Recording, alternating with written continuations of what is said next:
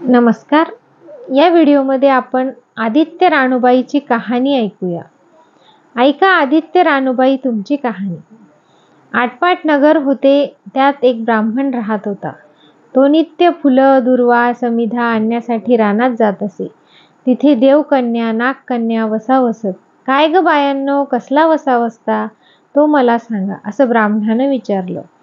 तुला रे वसा कशाला हवा? उठशील, मातशील, घेतला वसा टाकून देशील. उतत नाही, मातत नाही, घेतला वसा टाकत नाही,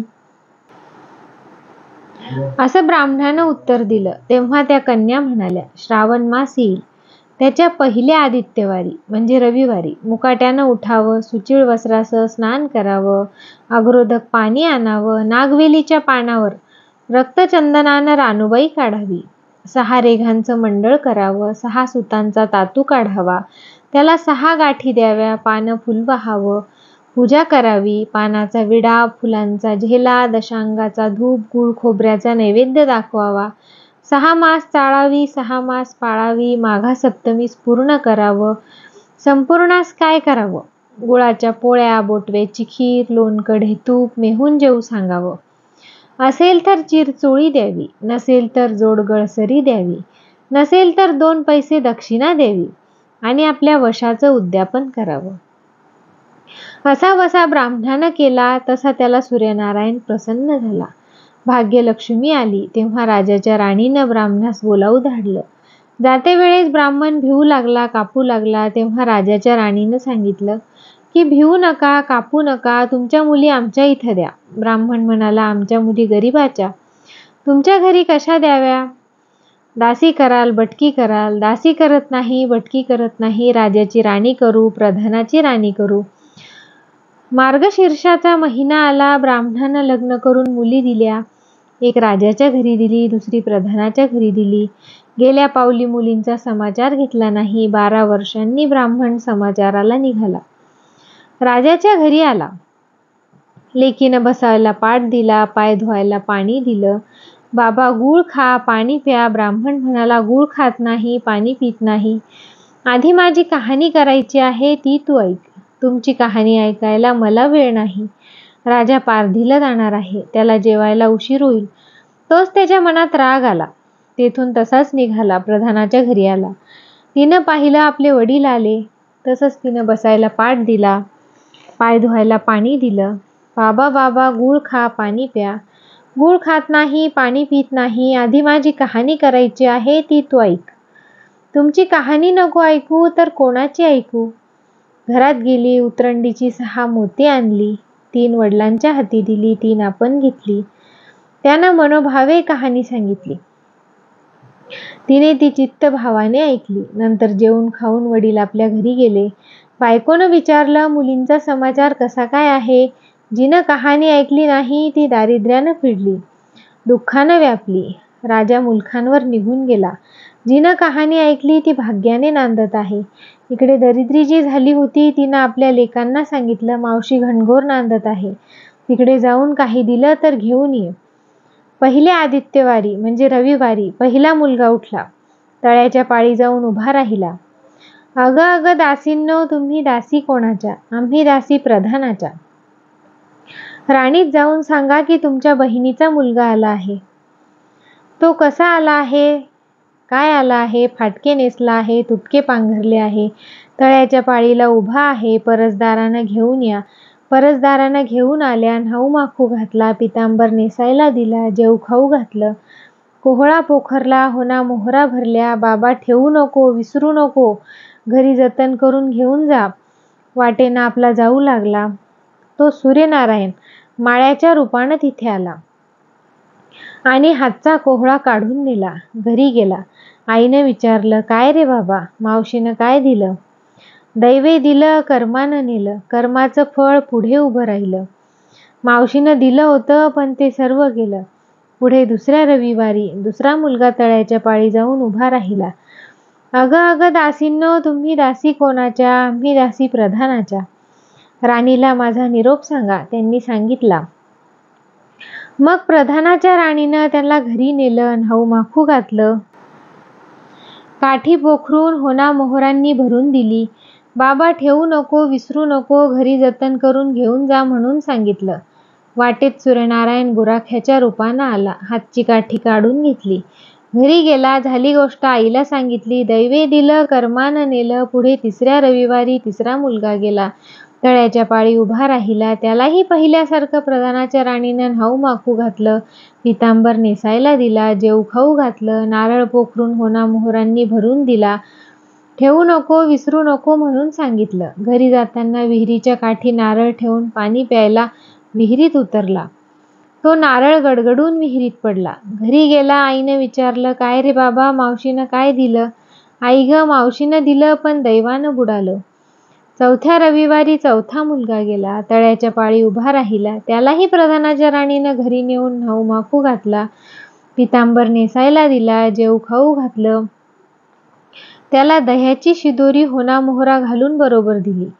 सूर्यनारायण घारीच्या रूपानं आला. हाताची शिदोरी घेऊन गेला. घरी गेला. आईनं विचारलं, काय रे बाबा, मावशीनं काय दिलं? आई ग, मावशीनं दिलं, पण दैवानं ते सारं नेलं. 5व्या रविवारी आपण स्वतः उठली. तळ्याच्या पाळी उभी राहिली. दासींनी तिचा निरोप तिच्या बहिणीस सांगितला. बहिणीनं तिलाही परसदारानं घरी नेली. न्हाऊ घातली, माखू घातली, पाटव नेसायला दिला. प्रधानाची राणी आदित्यवाराची कहाणी सांगू लागली. काय वसा करतेस तो मला सांग. बहीण म्हणाली, अगं अगं चांडाळणी, पापिनी, वडिलांची कहाणी ऐकली नाहीस म्हणून तुला दारिद्र्य आलं. राजाच्या राणीनं विचारलं, याला उपाय काय करू? तेव्हा तिनं वसा सांगितला. ती बहिणीच्या घरी राहिली. श्रावण मास आला. सांगितल्याप्रमाणे सूर्यनारायणाची पूजा केली. इकडे राजाला भाग्य आलं. राजानं बोलावू धाडलं. मावशी, तुला छत्र आली, चामरं आली, पाईक आले, पखर आले. मला रे पापिनीला छत्र कोठली, चामर कोठली, पाईक कोठले, पखर कोठले? बाहेर जाऊन दाराशी बघतात तो राजा बोलावू आला. राजा आला तशी घरी जायला निघाली. एकमेकींनी बहिणींनी आहेर केले. वाटेनं जाऊ लागली. तो पहिल्या मजलेत स्वयंपाक केला. राजाला वाढलं, मुलांना वाढलं. आपलं पान वाढून घेतलं. तेव्हा कहाणीची आठवण झाली. करा रे हाकारे, पिटा रे डांगोरा, घरात कोणी उपाशी आहे का? नगरात कोणी उपाशी आहे का? याचा शोध करा. उपाशी नाही, तापाशी नाही, वाटेनं एक मोळी विक्या जातो आहे. त्याला म्हणावं, आमच्या बाईची कहाणी ऐकायला ये. तुझ्या बाईची कहाणी ऐकून मला काय फळ? माझं पोट भरलं पाहिजे, असं म्हणून तो राणीकडे आला. तशी 6 मोते राणीनं घेऊन त्याला 3 दिली आणि 3 आपल्या हातात ठेवली. मनोभावे कहाणी सांगितली. चित्तभावाने त्यानं ती ऐकली. त्याची लाकडाची मोळी होती ती सोन्याची झाली. तो म्हणाला, कहाणी ऐकल्याचं एवढं फळ, तर मग वसा घेतल्याचं काय फळ? काय वसा आहे तो मला सांगा. तुला रे वसा कशाला हवा? उतशील मातशील, घेतला वसा टाकून देशील. उतत नाही, मातत नाही, घेतला वसा टाकत नाही. तेव्हा वसा सांगितला. पुढे 2ऱ्या मजल्यास गेली. स्वयंपाक केला. राजाला वाढलं, मुलांना वाढलं. आपलं पान वाढून घेतलं. तेव्हा कहाणीची आठवण झाली. करा रे हाकारे, पिटा रे डांगोरा, नगरात कोणी उपाशी आहे का? याचा शोध करा. उपाशी नाही, तापाशी नाही, माळ्याचा माळा पिकत नाही, विहिरीला पाणी लागत नाही, असा एक माळी चिंतेनं बसला आहे. त्याला हाक मारली, आमच्या बाईची कहाणी ऐक. तो राणीनं 6 मोते घेऊन 3 आपल्या हाती ठेवली. 3 माळ्याला दिली. राणीनं कहाणी मनोभावानं सांगितली. ती माळ्यानं चित्तभावानं ऐकली. माळ्याचा मळा पिकू लागला. विहिरीला पाणी लागलं. तो म्हणाला, बाई बाई, कहाणी ऐकल्याचं एवढं फळ, तर वसा घेतल्याचं काय फळ? काय वसा असेल तो मला सांगा. राणीनं त्याला वसा सांगितला. पुढे 3ऱ्या मजलेस गेली. स्वयंपाक केला. राजाला वाढलं, मुलांना वाढलं. आपलं पान वाढून घेतलं. तेव्हा कहाणीची आठवण झाली. करा रे हाकारे, पिटा रे डांगोरा, नगरात कोणी उपाशी आहे का? याचा शोध करा. उपाशी नाही, तापाशी नाही, एक म्हातारी होती. तिचा एक मुलगा वनात गेला होता. तो डोहात बुडाला होता. एक सर्पानं खाल्ला होता. यामुळे चिंता करीत बसली होती.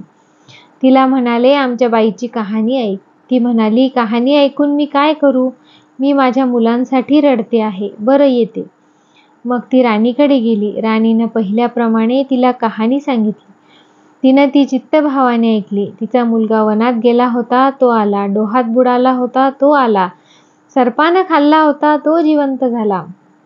ती म्हणाली, बाई बाई, कहाणी ऐकल्याचं एवढं फळ, तर वसा घेतल्याचं काय फळ? काय वसा आहे तो मला सांगा. मग राणीनं तिला वसा सांगितला. पुढे 4थी मजलीस गेली, स्वयंपाक केला, राजाला वाढलं, मुलांना वाढलं, आपलं पान वाढून घेतलं. इतक्यात तिला कहाणीची आठवण झाली. करा रे हाकारे, पिटा रे डांगोरा, नगरात कोणी उपाशी आहे का याचा शोध करा. उपाशी नाही, तापाशी नाही, पण एक काना डोळा, मांसाचा गोळा, हात नाही, पाय नाही असा एक मनुष्य रस्त्यामध्ये होता. त्याच्या अंगावर तांब्याभर पाणी ओतलं. पालथा होता तो उताना केला. 6 मोती होती, 3 मोती त्याच्या पोटावर ठेवली, 3 मोती आपण हातात घेतली. राणीनं मनोभावे कहाणी सांगितली. ती त्यानं ऐकली. त्याला हातपाय आले. त्याचा देह दिव्य झाला. तो म्हणाला, कहाणी ऐकल्याचं एवढं फळ, तर वसा घेतल्याचं काय फळ? काय वसा आहे तो मला सांगा. मग राणीनं त्याला वसा सांगितला. 5व्या मुक्कामास घरी आली. स्वयंपाक केला. सूर्यनारायण जेवायला घरी आले. 7 दरवाजे उघडले. लोह घंगाळे पाणी तापवले. षड्रस पक्वान्न जेवावयास केली. सूर्यनारायण जेवायला बसले. त्यांना पहिल्या घासास केस लागला. ते म्हणाले, अगं कोण्या पापिनीचा केस आहे. राजाच्या राणीला 12 वर्षे दारिद्र्य आलं होतं. तिनं आदित्यवारी म्हणजे रविवारी वळचणी खाली बसून केस विंचरले होते. काळं चवाळं डोईचा केस, वळचणीची काडी डाव्या खांद्यावरून विशी बाहेर टाकून दे.